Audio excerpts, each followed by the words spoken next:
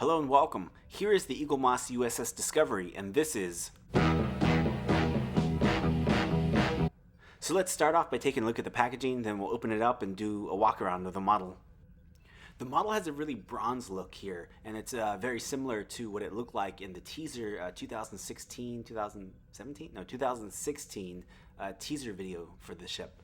And of course it ends up looking very dark and almost has a bluish black hue on the show that we see now. And around the sides of the box is the logo for the show, and on the back of the box is some safety information. It looks like this is for ages 14 and up, so if you are 13 years old or younger and find yourself alone in the room with one of these, go and call the authorities, little buddy. Your parents are failing you. Perhaps that is where I failed you. So let's open this thing up and take a look at the ship.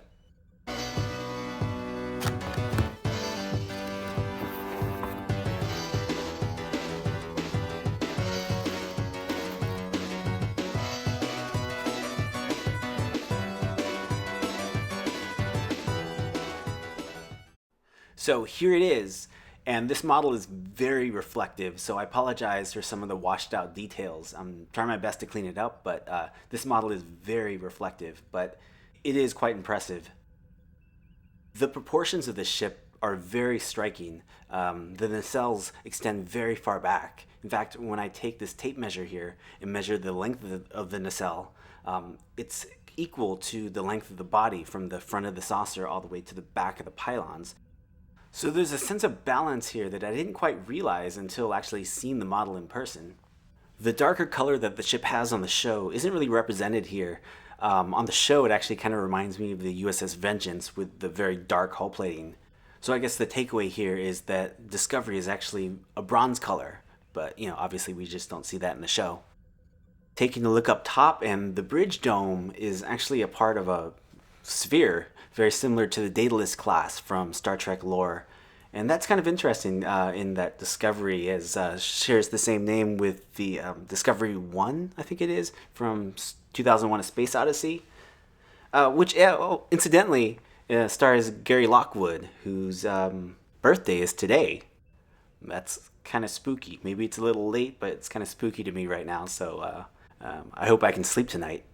The ship name and registry number share the same font as the USS Shenzhou, which also shares the same font with the refit era TOS movie era starships.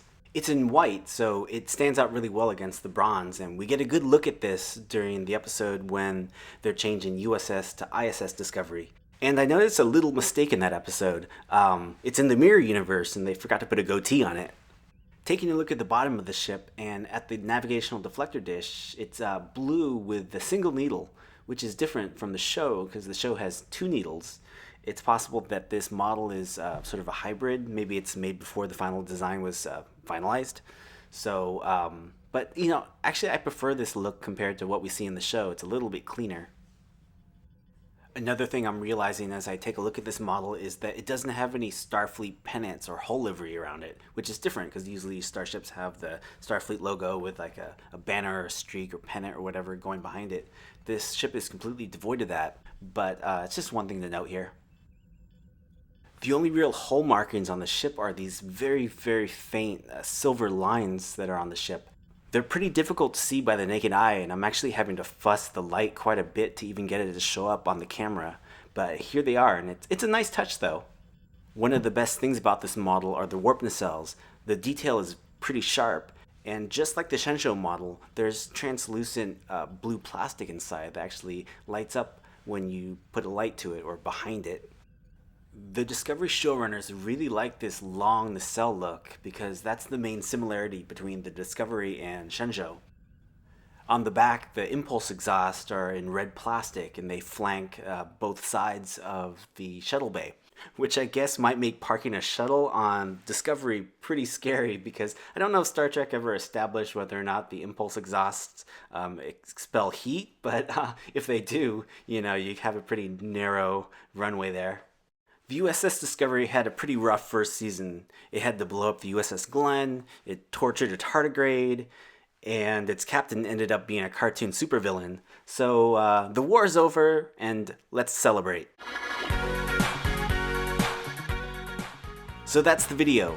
Once I'm done with the USS Defiant retrospectives, I'll probably turn my attention to this ship and give it a proper video. Thank you so much for watching, and I'll catch you in the next video.